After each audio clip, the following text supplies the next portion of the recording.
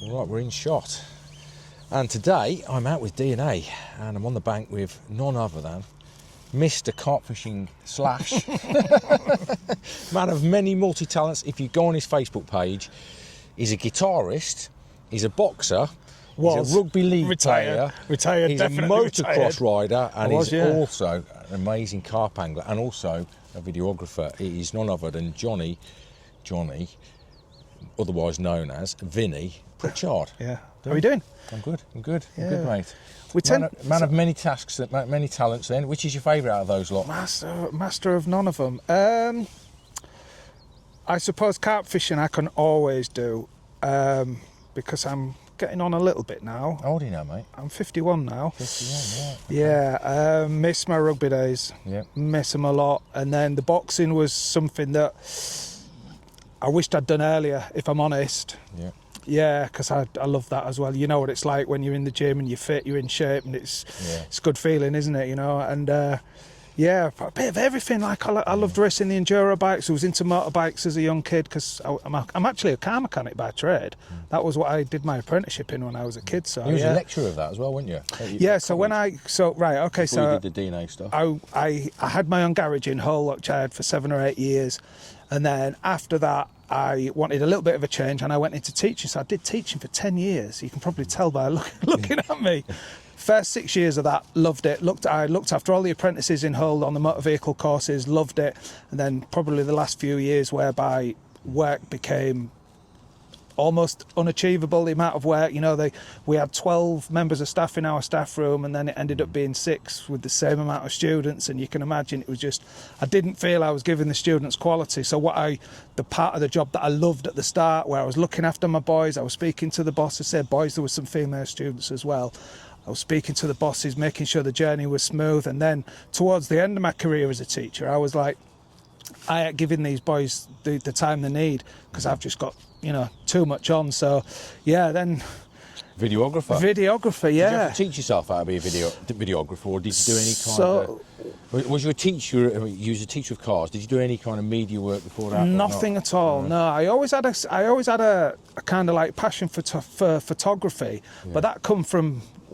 I was a skateboarder before, but yeah, I know. I'm just one of them people, or I used to be one of them people that just can't sit still. Yeah. If there was time in the day, I was out doing something. My parents used to say, we only saw you at mealtime, and then you was off zipping around doing things. So yeah, skateboarding was a bit of a thing in the early years, and I got a little bit into photography then.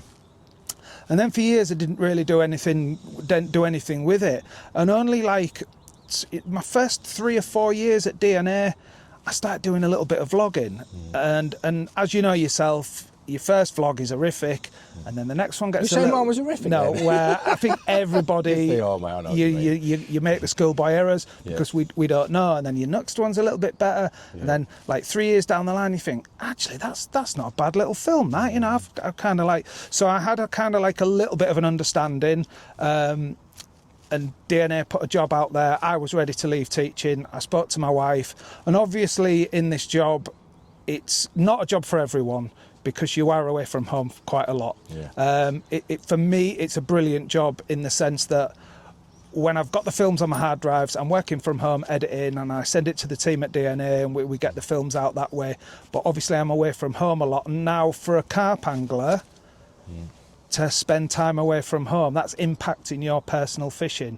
So my wife has really wanted me to, because she knew I was passionate about what I was doing, so she said, yeah, if DNA offer you the job, then go for it. But then in my head, I was an incredibly keen carp angler, as you know, but I've come to a stage in my life now whereby, as much as I'll never ever lose that passion for carp fishing, I kind of think I've got a window of opportunity at my age, being respectful for my age. I've got a window of opportunity to get out there and make some carp fishing films, which will be something I can, look back on in my later years. And I kind of said, right, that's going to impact my personal fishing. I appreciate that, but I'm going to enjoy the journey. So DNA were kind enough to give me an opportunity to get on board with that. And I've learnt a lot. My first year, 18 months, I was just...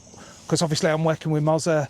Mozza's been doing it for a good few years now. He's a really good videographer, and he's just helped me. I've learnt so much. Which is your favourite film that you've done then so far? Oh, God. Not necessarily from a views point of view, because, you know, some films you're probably not proud of, it's got more views than the ones you're really proud of. Funnily enough, I was just going to say something. So we went to Hot Island to make a film. There was 4 anglers there, and I said to my media manager, Paul Monkman, I said, right, okay, what's the script for this film? He said, Vinny, go film some boys carp fishing. Do something different, whatever. So I kind of had a little bit of a think about it. What can I do? What hasn't been done? So I went down the old Pulp Fiction, Snatch, you know, the gangstery style films. And I said to the boys, so there was Mark Bartlett, Nicky Mills, Mozza and Ollie Saunders. I said, right, I want you in suits or trousers and a shirt, and I want you at this cafe, you know, just near the lake. And it was like, what are you doing? I says, right, just trust me. So I kind of introed the film to Hot Island a little bit like that. Copied a few scenes off those famous films. Just something a little bit different, a bit of fun. Usual Suspects, I got that famous scene off that film in there as well. Yeah. And to be fair to the boys, they all went with it. They understood what I was trying to achieve. And for me, Hot Island it underachieved a little bit, but it went out at Christmas, and of course all the other companies are putting films out in and around that period. So in view count, probably, well, it certainly isn't my most successful film in that kind of area, but in terms of, am I proud of what we created down there? Yeah, I'm really, really proud of that film. The way I filmed it, it wasn't... Was you on your own, nobody else helping you? No, there was another cameraman there at the time, but obviously it was kind of like my film, because I was doing the edit, so it was kind of like done in that respect. So yeah, I'm really proud of that film. It wasn't like, oh, this is how I tie this rig and this is what bait I'm using. It was just 4 guys going fishing, and I just tried to catch. As well, we had a real good laugh in that lodge on an evening, as you can imagine. A couple of beers, barbecuing, you know. We have a bit of a laugh. So yeah, I'm really, really proud of that. But there's been a few along the way. One of my early films, again, there was 2 cameramen there, but I edited that one, which was Stannick Lakes with Ollie Saunders. First time I've met him, and he caught the big one out of one of the lakes, and it was brilliant because it was the last fish. If you're going to catch a big one, make it be the last fish, and it did. And there's a scene in that film that I watched it the other day, funnily enough, because I filmed Ollie a couple of weeks ago, and I overlaid that clip. And so there's Ollie up on the bank playing this fish. He goes, oh, this feels a bit of a good one. And we've got 2 cameramen. So the other cameraman was behind the angler. I'd put my waders on and gone to the lake, so I was up at the thingy with him, and he's saying, oh, this does feel a good one, this does feel a good one. I've got a different light angle to where Ollie was, and I've seen this common, and I'm like, that's a big common, mate. And I just said, Ollie, don't lose it. And he went, what? Don't lose it. And he goes, oh, Vin, don't do that to me. And Ollie actually then says to camera, Vinny's just seen the fish, and he's kind of like, the way he's looking at me, and I think it was £39. It was the late record at the time, yeah. Mega. So for me, that was a special moment. But there's been loads and loads of special moments along the way. Everybody who I've been to film I've really got on with, so it's just fun. I look forward to it. It's just... How many years have you been doing it now? Oh, nearly into 3 years now. Okay. Yeah. Do you envisage you doing this for the rest of your life? Right, okay, so this is a conversation I have in the pub. People think I'm sat like this by a lake, messing around with a camera, and as you know, to capture everything that happens... You're up at dawn, mate. You're up at dawn for the sunrise, down to and bed, you're up for sunset. Life. If there's a bite at 12 o'clock at midnight, you're up for it. If there's a bite at 3 in the morning, you're up for it. I've got drone shots to do, I've got GoPros to look after, I've got to keep my mics charged, my cameras charged. There isn't, really, we shouldn't be sat here doing this, because there's things I could be charging, things I could be doing, looking for wildlife B-roll. It doesn't stop. So for me, am I happy doing it now? Yeah, absolutely, I'm happy. You know, I'm trying to keep myself in half decent shape. But yeah, it's not a... Probably the wrong thing. It's not a job for a person of my age, because it is if you kind of look after yourself, because it is full on. That 48 or 72 hours, you don't stop. I get home and I'm absolutely exhausted. So mate, you're on your own doing this, and filming me and Jace. It's hard work, mate. We got here yesterday after a long drive to get up here, and then yesterday evening you didn't go to bed till, I don't know, about 11 o'clock. Yeah, something like that. And I was up at 6 o'clock to get the sun coming up again. So long days, mate. They're not 40-hour weeks, are they? No, you do. No, and then obviously when I get back, it's put all the camera gear away, get everything back on charge, then it's onto the laptop editing the film. So I'm 2 or 3 films behind at the moment because we've had a busy period. The winter series is tough. Yeah. How long does it take to edit one particular piece of the winter series? Do you know, it's funny because some of them fall into place, some of them are really difficult. Actually, you guys watching this maybe don't know that DNA, under the umbrella of DNA or Bath, there is now a match brand called Aquastim, and that's in its early stages, but they're doing some really, really good stuff, and the match guys are really loving what they're putting out. And I was out there filming the other day, one of their guys, but you can imagine it's about every 2 or 3 minutes, and I've got clips, I've got hundreds and hundreds of clips, and it's trying to, I had 3 cameras on him, so yeah, that was a bit of an awkward edit. Some films fall together, some films take, just for whatever reason. I'm a bit of a perfectionist in everything I do, so if I'm not happy with them, I kind of go back through them, and I like things to be right. But yeah, probably for a 50-minute hour film, probably somewhere in the 3-week mark, something like that. But we've got to do trailers and pictures and all the rest of it. It's not just that film, because that we have to sell that film. We want people to come view the film, see the products, and as you're a DNA man like myself, I absolutely believe in those products. And when people ask me about DNA, they think, you're going to say them baits are good because you work for them, and that's true. But 15 years ago, I joined DNA, and I joined DNA as a customer, not a sponsored angler, as a customer.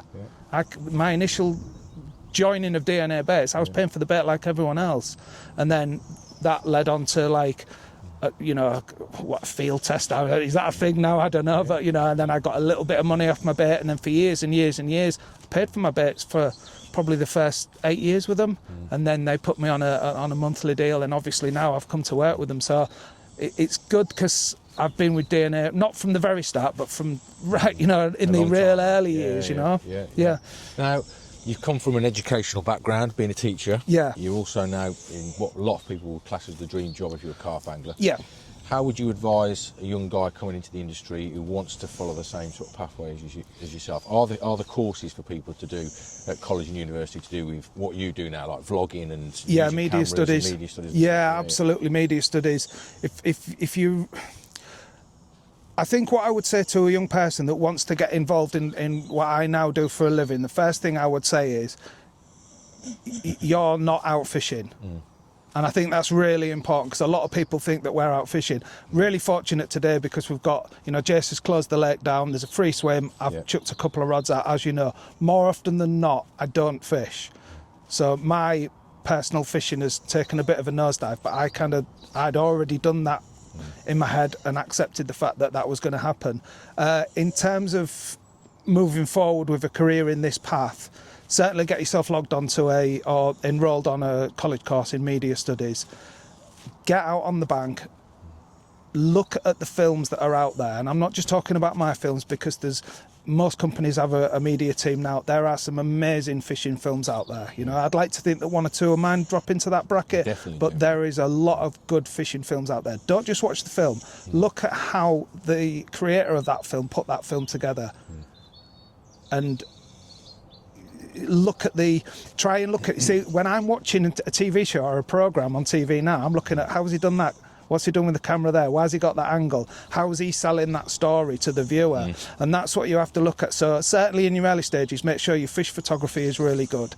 Invest in a half-decent SLR. You don't need to have a camera, what I'm looking at there, which is a really expensive, like a Sony expensive camera. You don't necessarily need that, because on the second-hand market, you can get a really good DSLR camera and learn how to use it. So make sure that your photography is up to speed. Most of these DSLRs will have a video setting. Go on YouTube. On YouTube there will be multiple videos of people who have used that camera for a period of time on how to work the video settings out. You can buy, or you can even get a free version of half-decent editing software. You don't have to go straight up to Adobe. What do you edit on? I use Premiere Pro, but there's multiple companies out there that will give you a free version of. Obviously, it's not a Premiere Pro standard piece of software, but you will learn to do the cuts, do your transitions, get your audio right, bring your music in, and just get out there and have a go at it. But more importantly, watch the films that are out there. Look at how the cameraman has got the wildlife, has got the anglers selling the story of what the angler has done throughout the session. And just, you're selling a story, but the main thing for me would be to watch what people out there are doing and see look at it from a how was it filmed point of view. Yeah. And how many cameramen have DNA got now? Cameraman DNA is me. I am the media man at DNA at the moment. Yeah, for the present time. Yeah. A lot of work there. Yeah, there's a lot of work. Yeah, because we do a lot of film. Yeah, I know. How many films a year do you do? Oh, well, we've got 3, potentially 4 in the winter. There'll be a couple of spring films, maybe 2 or 3 summer films and a couple of autumn films, and then it's back to the winter series again, so it's busy. It's non-stop. Yeah, about 20 It's non-stop. Funnily enough, when I joined DNA, a lad called Ollie was one of the cameramen, so there was 2 of us at that period. And when I said to Ollie on the phone before I actually started, and I said, what do you do when you've not got any films on then? And he just laughed at me, and now I know why he laughed, because there ain't no spare time. Yeah. So you're not fishing as much. I mean, I met you through fishing because absolutely. Back in the days of Carp Talk, you were a regular in Yorkshire. Capture of carp. You caught loads of good fish over the years. I mean, obviously, I don't want to pick the highlights of your fishing career because that's down to yourself. But certainly 2 standout captures were on Girton. You caught those 2 really big fish in quick succession. Big fish for Nottinghamshire.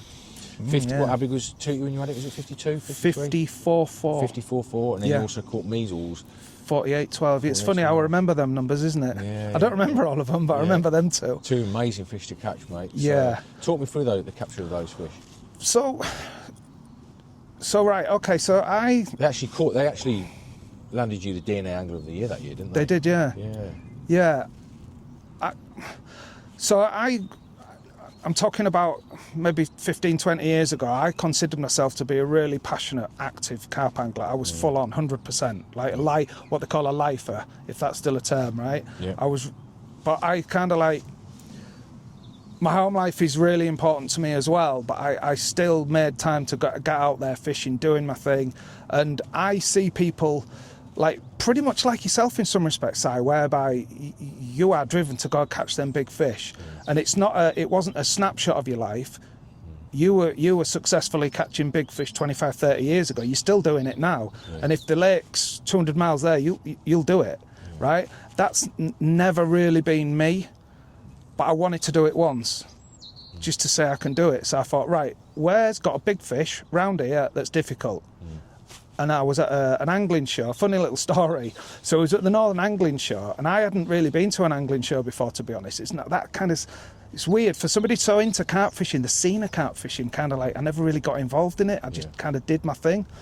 So Jamie Klossak, who we was actually talking about yesterday, was talking about Jamie, about when I was over in Slovenia, put a band together for the after party of the Northern Angling Show. So me and Clive Gibbons, obviously, as you know, Clive is a drummer. He rang me up and says, how do you fancy doing a few songs? And I said, yeah, sweet, right? So I think, I might be wrong in saying this, I think I'm the only person who has walked through an angling show with Gibson Les Paul in my hand. All right. So anyway, why am I saying that? Because while I was there, obviously I went to see the boys on the DNA stand, I had a chat with them. Somebody says, you got your name down on Girton? I says, no, what is it? He says, well, right up your street. So kind of like at the point where I wanted to set myself a little bit of a challenge, somebody had mentioned this lake. And that's how it came to be. Little did I know that it was going to take me 3 years. I reckon about 170 nights.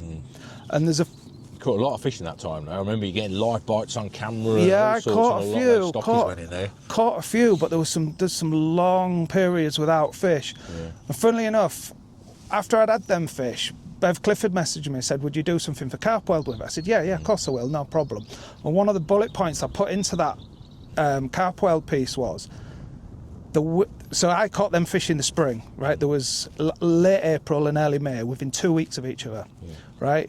That winter, I was literally 50-50 on rejoining, because I thought, I don't know if I can do it again. Because I didn't feel any closer to them fish than the day I sat on the place. I'd seen Measles once, tried to stalk him, didn't get him, and then I'd seen him show once. I might have seen the Commons, but as you know, it's a massive lake, and a big if a 38 shows, at 150 yards, it could be a 50-foot, you know what I mean? So I don't think I'd actually seen the commons. I'd only seen measles twice, so I didn't feel as though I was any closer to it. I was just going through the motions, and obviously I'm so pleased that I didn't pull off the place, because it was just mental. I wanted to be on that south bank. Now it's funny, when you caught butthead from there, you had a real plan of where you felt that fish would come from. That's bizarre, because that's not where I'd been. So it's weird how different people's minds work. I wanted to be on that south bank. We was fishing at Cromwell Lake, me and a friend, at a winter session, and we was fishing long into Cromwell Lake, and the wind was howling down the lake, and it was picking weed and just taking our line to the point that we couldn't hold a lead. But I'd kind of like got a pass out for a couple of nights. I thought, all right, what am I going to do here? So I thought, I'll just go up to Girton. And I went to Girton and I had a couple. This was February. I thought, wow, that's a bit, I'll have that. So that swim on the, because you imagine Girton at that time, there weren't many people fishing it. You know, it was when there was only the original fish in there. I know, and he's put, well stocked, now he's put a few stockies in it, and they're coming. Well, you showed me some pictures yesterday, weren't you? There doing mega, but there was pretty much nobody there. So from that February right through till the March time, I had the place to myself, and I was catching every time I went off that south bowl. So as that. Is it swim 2? But you know where I mean, on the south pole of Girton. Yeah, there's two more swims in there now. There is now, So you're fishing out to where the big ball is. Well, there's a bar to the left-hand side of it. I think I was fishing at 23 wraps. And then the bar that runs down, that goes up towards Popular Point, I was fishing at 28 wraps. And both rods were going every time I went. So I was actually using the switch at the time, because that was kind of like my winter bait of choice. And then I just carried on catching, and I went one late April afternoon, put the rods out, right hand I went, measles. I'm like, how did it feel? Was it a big fish bite? Was it measles real wasn't. Slow? Measles wasn't. Did it rip off? Nah. Slow bite. Yeah. Which got me, but didn't do anything. But what it did do was snag me. So the viewers can understand. So from that swim, it goes out about, I'm going to say 19 wraps. It's a few years ago, and then it hits the ledge. So it goes from 20 foot, and then it just drops down into the abyss. I think it goes to 38 foot down there, doesn't it? So the bowl is circular. So I'm fishing the bar on the right-hand side of the bar. So you're in 12 foot there. So Measles has picked me up, drop back, and he's come into the deep water, and he's just shot, and he's gone down to the bottom of the ledge. So I'm just like, I'm locked up, and I'm thinking, right, what do I do? So I waded down that margin, and you can only go so far before it comes back round. And I've got the rod like this, and it just come up a little bit. I thought, hey, it's coming. Right, and then I got him up and going, and then like my net's 60 yards out, right, running down the bank. This is in the waders up to here. Got back down the bank, and then like obviously I'd seen him, and I thought, there's chestnut brown big mirror. There's only one fish. You know what you've got, don't you? Straight away, as soon as I seen him. And then all the line that had been in them muscles and that started to hit the top rings of the rod. And it's great. I'm thinking, oh God, if this pings now, I'll launch this rod and I'll never set foot on this lake again. Oh, I'm serious. I would have done. And I landed it, and it was mad. It's really weird because... Was it a PB when you landed that? Yeah. I've never caught anything that big in the UK before. It's mad. I just got him in the net. And then straight away it was like, get a sling, because I had this vision of him. Got him in the sling, and I just kind of like just sat there in the margins with him. It was weird, it's strange, isn't it? And then obviously I was absolutely buzzing. And then the following week I went down, couldn't get in that swim, and I got quite a few of the stockfish because he'd stocked it that winter. And then the week after, so literally 2 weeks after that, I'd gone down. It was my birthday, 18th of May. My wife came down to meet me for a barbecue, like 3 hours before my wife got there. Same rod, same spot, same bait. So milky malt. Same bite? No, this one went. This one lifted. So measles dropped back. Tuitti lifted and went a bit. Okay. Take a bit of line as well. Oh yeah, Tuitti did. Tuitti, I knew straight away with Tuitti. I knew that was a big fish. But measles didn't do a lot. But Tuitti, it was just bag. Going back to in the 90s when they used to talk about the French fish, bag of cement. Do you remember that saying? Yeah, it was one of them, and I'm thinking, this is one or two fish. Butthead or that one. And then I'd just seen this common. I did exactly the same. Net, sling, get it in the sling, get it in the sling, get it in the sling. And I so obviously I rang the owner, said, I've got one of them. They're like, which one? And I'm like, I don't know, but it's one of them. I mean, So, I think that fish is probably the best looking one in the lake. a lot of people say that, don't they? It's don't get me wrong. Oh God, who's that? Just a sec. Just check. It might be my wife. Is that me? Oh, it's me. You. It's me. One second. Okay. Just hold it then. Right, we're back. We're back. Yeah, the butthead's a lovely fish, but I think Tuitti's just got that more classic look about it. So, Yeah. I mean, it's now got. It's not so obvious now, but its tail slightly damaged before. You know, it was about 2 years after you caught it. Yeah. And when you had it looked absolutely immaculate. Yeah. I mean, beautiful fish. Oh, it was special moment. Yeah. Is it still now the highlight for you when it comes to captures? Yeah, it's right up there. I think when I feel I was fishing at my absolute best was probably at Manton. Right. Because I think Girton, I missed a lot of tricks. Yeah. Manton, you emptied it, the new lake, didn't you? Yeah. You got absolutely everything in there. That's probably... Do you know, I think he's still alive, mate? Diamond Scale, he's still alive. Is it? Diamond Scale, he's still alive. When I caught Diamond Scale, so let's talk about me. Yeah. When I caught Diamond Scale, I remember Paul the bailiff telling me that he knew of about 100 captures of that fish. Really? And that was 12 years ago. Yeah. And he's still alive now. Yeah. So how many more times has it been caught? Diamond Scale was one of the easier ones to catch, and it was one of the last ones I caught. Was it? Wow, yeah, but I just felt like that lake, I kind of, funnily enough... He was in Carp talk nearly every week for 30 pounders. I can remember it. Yeah, I caught a lot of 30s. The leathers, the mirrors, some lovely fish in that lake. Yeah, I do remember that. But that was, funnily enough, again, what we was talking about yesterday. Yeah. S7. Right. Bait you can take anywhere, mate. Mate, at that S7, I remember when Jason first gave me some of the S7, and he said, I've got a new fish meal for you to try. And I broke one up and I went, fish meal? Yeah. And he went, oh yeah, it's fish meal. And I said, well, that's a bit unique. He said, well, yeah, I want it to be unique. And that bait, for me, has been, I wouldn't say life-changing, but I could count so many venues where I've gone to, not just caught, but smashed it. Yeah, and I'm talking about France as well. But once I got them fish on S7 in Manton, I couldn't go wrong, mate. I was catching, every week I was catching 30s. Was you matching the hatch or pop-up sort of? Match hatch completely, yeah. 15 mil wafters or 15 mil pop-ups. Actually, I think I use the dumbbells quite a lot as well. Yeah. That lake's just done a new 40 from what I can gather. Yeah. I was with one of the lads who's a member of it. Yeah, it was a nice lake. I like fishing it. It's funny because the big airfish were in the old lake. Yeah. The old lake never did anything to me. Was Arnie still around when you was? Arnie was still going. Yeah. I think you caught Arnie the year before I joined. Right. Okay. Yeah. Did you never fish the old lake? Yeah, I did. I had a few of them. Yeah. Yeah, I couldn't tell you the names of them though. I think I had a couple of 30 commons. Yeah. There was always like camper vans on there when I was on there. Yeah, it's one of them lakes. Yeah, it was half the lake was stitched up by lads there for 2 weeks at a time. Yeah, but that for me, how they fished it kind of like helped me. Yeah, because they would get in the best swim and they'd be there all week. Yeah, whereas I would move. Yeah. Move. I was free. I was active. I remember you. I was on it. Moving at first light, then you move again at different time. I think on those bigger lakes, that's the way to do it. Yeah. I think, funnily enough, one of the guys that was on Girton would say he would only move if he saw one of the big uns. And I was like, if I haven't seen a fish in front of me and I've seen a fish, I don't care if it's a big one or not, there's fish there. Now, you can talk about whether they're loners or not. For me, the way I fish for carp is, and it's probably very different to how you fish for carp, I say if you're getting bites, you're in the mix. Yeah. Right?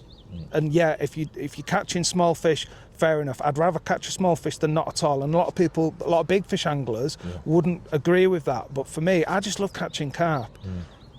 And then eventually, for me, eventually the big ones will come along. But if I haven't got anything, or if I'm not seeing anything in front of me, and I see a fish, I'm moving.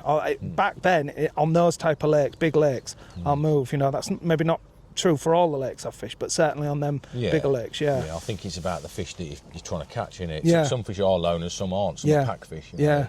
I was talking to Jace about that on here. Jace, the owner, he was I was asking him about the commons and the bigger fish that are in here and where they come from, and he's told me that corner over there he tends to see quite a lot of big ones in there, which is why I'm fishing it. Yeah. We've only got 48 hours, so chances are I'm not going to be successful. But, yeah, well, actually, there's a few fish out here in front of us. It's brightening up a bit. I've got bloody 2 hoodies and 2 t-shirts. I thought I hadn't put many clothes in the van, thinking it was going to be dead warm, but I've got literally every piece of clothing I've got on because that cold northerly wind. But it's brightening up a bit now, so I don't know. So moving on then, mate.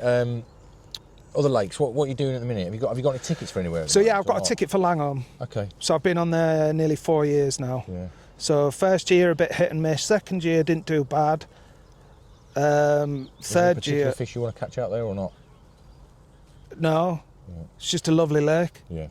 It's just a gorgeous. Have you been? Have you had a walk around? Yeah, I walked around it. Gorgeous lake. In the Carp Society. Gorgeously, yeah. It's former Carp Society water. Yeah. It's in Lincolnshire. Yeah, love it. Lovely looking lake, lovely looking fish. I think I'm gonna say 8 or 10 40s now. I think they're expecting this year. 100 plus 30s. Is that the only ticket you've got? It's the only ticket I've got. Yeah. You also run lakes as well, don't you? Yeah. So we've got a little lake up in Hull where I live, just outside of Hull. Yeah. So yeah, but that's been a bit of a learning curve for us all, really. Yeah. I've learnt more about carp looking after them than I've trying to put a hook in them, if I'm honest. It's not easy being a fisheries manager. It's not. No. I don't know. We've probably made mistakes along the way, but who hasn't? But right now, we've got the lake looking really nice. I've spent every weekend this winter pretty much. I've spent down at the lake. Yeah. So I've installed electricity cable to it, so we've got 240 volts on site now, so I'm not filling generators up to get my aerators running in the summer this time of year. We've had a JCB in because the lake is leaked into the peat layer, so we dropped water, so we've had a JCB in trying to fix that up. That's still ongoing, but it's just a lovely little lake. Some really nice fish in it now. We've got actually a 30 came out this morning. We've got 2 or 3 30s all pushing it in around the 30 mark, but there's probably about 50, 20 pound fish in there. And people, 50, that's a lot of big fish, mate. For up here, for a small lake, there's probably about, well, when we netted it, we had 36 20s actually in the nets. Yeah. That's amazing. And there was several fish that weren't there, so That's a good stock of and fish. And the members love it. It's quiet. It's members only. It's dead quiet. There's no roads near it. Open to anybody though? It's open access. Yeah. So you pay an annual fee. There's a website. What's the name of it? Yeah, Stables Carp Fishery. Okay, yeah. Website? Yeah, there's details. A website. Yeah. It's all on. Most of it's on Facebook. What we do. Yeah. So you pay membership fee. So you pay. I think it's £50 a year. And then you pay £20 a night or $25 on a weekend. Okay. Maximum anglers on? 6 anglers. Okay. So every swim's got maybe 5 or 6 spots in it that you would want to fish to. Mega. So, mate. Sounds like you got your hands full doing lots of different things. Yeah, mate. I'm always busy. Yeah. Always got something going on. Any overseas trips planned? Yeah, France this year again.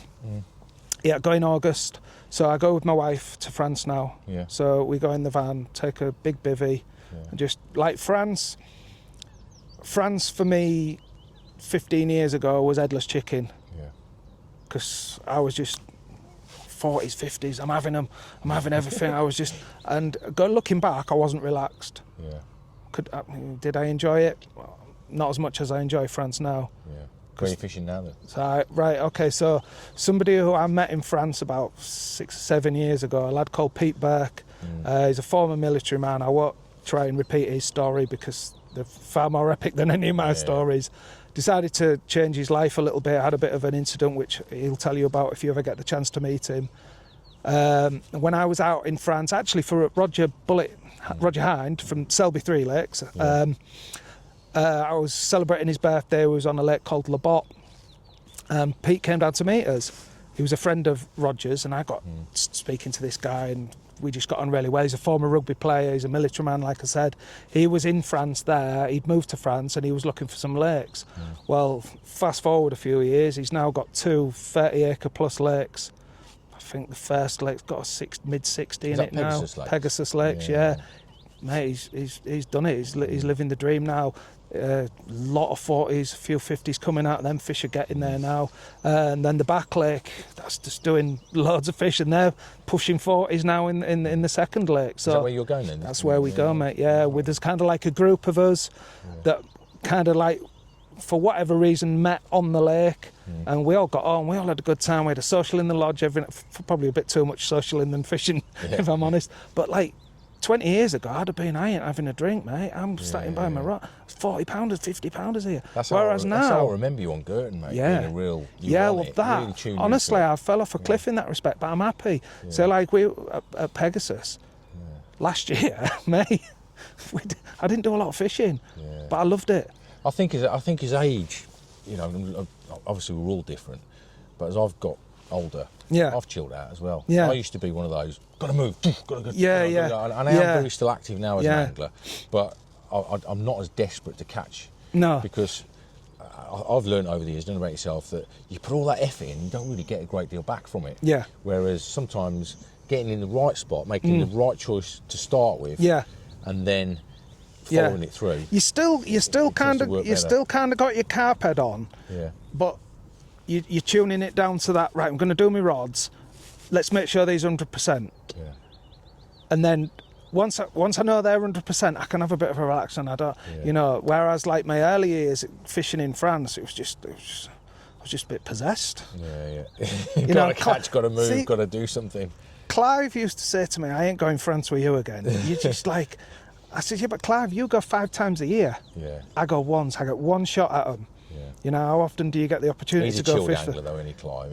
Yeah, Clive is more into the eating and drinking side of things, the social side of things, isn't he? Definitely. But now, totally different. I still want to go and catch big fish. Obviously, I'm still going to do my best to catch big fish.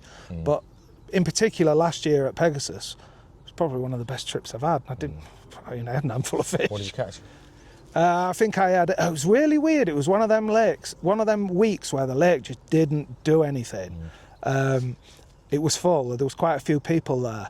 I think I had 4 or 5 to mid-30s, so not good by that lake standard. Yeah, but still not bad. I was the year before, I had a 48 common, looked uncaught, mate. It was immaculate, absolutely immaculate.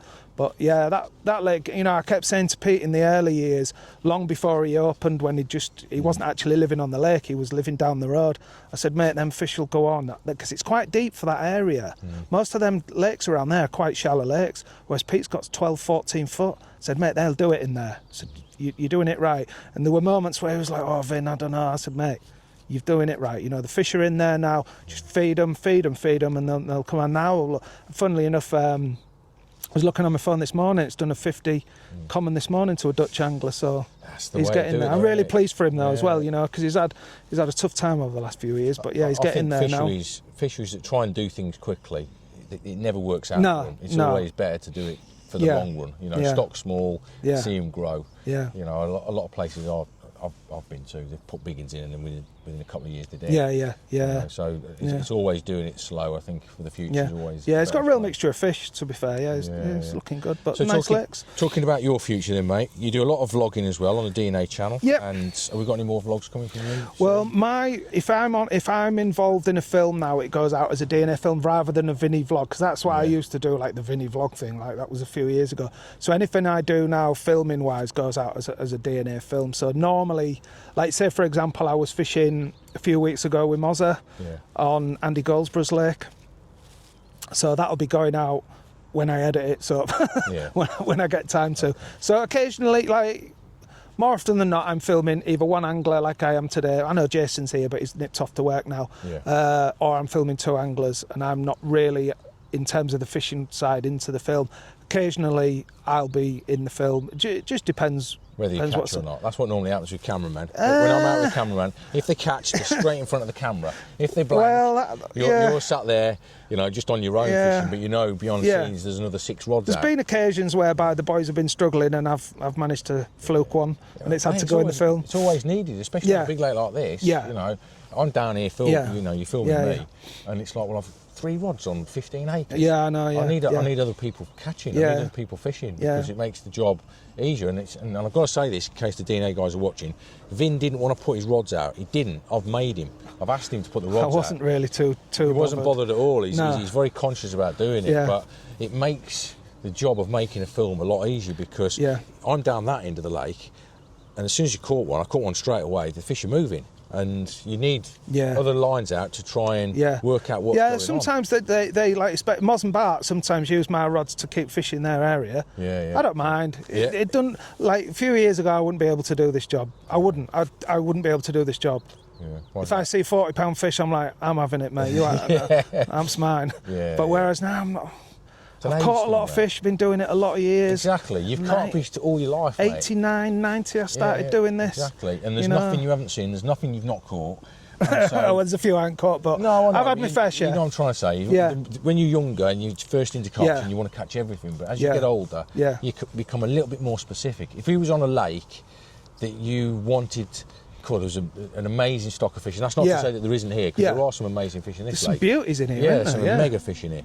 But that's for the DNA film. But if you go to a venue where there's an awful lot of amazing fish there, you want your odds out. Most people do. That's normal, and I don't see a problem with it myself. That's why I've asked him to put it your odds out. Just kind of like from going back to when you was talking about a young person coming into this role. If I feel that it's going to hinder the film, me spending the short amount of time, because I normally just chuck bags or zigs out, something that doesn't require a lot of time. If I feel it's going to hinder the film, then I don't get my rods out of the van. If I feel I can chuck my rods out, I might get a bonus bite, and it's not going to affect this film in any way, shape or form, then that's where you have to draw the line. And I think if you've got that point where you say, right, I ain't getting my rods out here because I am going to be too busy to even think about doing that, then they don't come out the van. Well, we've got Jace down at the other end, I'm at that end, and there's middle water here that's been showing fish. I'm amazed one of these zigs hasn't gone. Mate, I've landed on top of them, haven't I? There's a lot of deep water out there, a lot of fish showing out there, so hopefully we might get something before we finish. But mate, that's been great. We've been nattering on now for over half an hour or so. Have we? Yeah. Anything else you want to talk about at all from your fishing point of view? So from my point of view, moving forward now, obviously I'm going to continue with DNA. They've been mega. Funnily, we spoke a little bit yesterday, so about 3 years ago I had a bit of an incident with my heart. I won't go bore you with it all. Anyway, it turns out that we're all good. I've had a bit of surgery and it's all sweet now, but at the time I'd been with DNA 12 months when it happened. They stuck by me, they looked after me, I didn't lose any salary. They got somebody in to make the films and they sent me the hard drives for me to edit, so I stayed in work. And for me, I would never leave DNA anyway, because I've been with them since like 15 years, like I say. But I really speak highly about Jason Stephen, how they looked after me, and that it wasn't even under any question. So Vinny, you stay at home, look after yourself, get yourself sweet. So in that respect, I'm going to continue doing what I'm doing with DNA. So as long as I feel as though I can do the job well. My own personal fishing, I'm going to keep my ticket up at Langy. Still catching one or two down there. I had a decent year last year, a really decent spring. I made a little film down there. Well, I made 2 films down there last spring. Had some absolutely lovely fish. So I'm going to continue with that and just keep enjoying getting out in the fresh air, filming with yourself and the other people that I meet, new people that are going to come on. I'm loving what I'm doing and everything's good. You do some great jobs, mate. One last thing before we go in. Why do they call you Vinny? Oh right, a lot of people ask me that. And it's mad because I was a rugby league player. I was never interested in football. I can't even play football. Vinnie Jones. I went to town. Boxing, the fighting, probably. Nah, nothing to do. No, it was pre-boxing. I went into town with some mates, and the barbers that you get in the train station, right? I don't know whether we was looking at birds or whatever we were doing. I was only young. And I said, I'm going to get a quick haircut, right? So I went into this barber's at the train station, and he absolutely butchered me. And I walked out, all my mates started laughing. You look like Vinnie Jones. Because he had a bit of a skinheady cut, did he? I've never been a football person. And I was probably 15 when all this was going on. And from then on, Vinny. And there's another Vinny at DNA as well, isn't there? So there is Vinny Biscuits on the phone. So when you ring up and ask for your bait, that's not me, that's another Vinny, but equally a cool guy as well. Nice one. Good stuff, mate. Let's leave it there because we've got some filming to do. Hopefully try and catch some carp as well. Hopefully, mate, Mega talking to you, mate. Yeah, you're welcome. Thanks for being on the channel, and sorry to disturb your afternoon's work. Well, the sun's come out now, so we'll enjoy the rest of this afternoon, mate. All right, geez.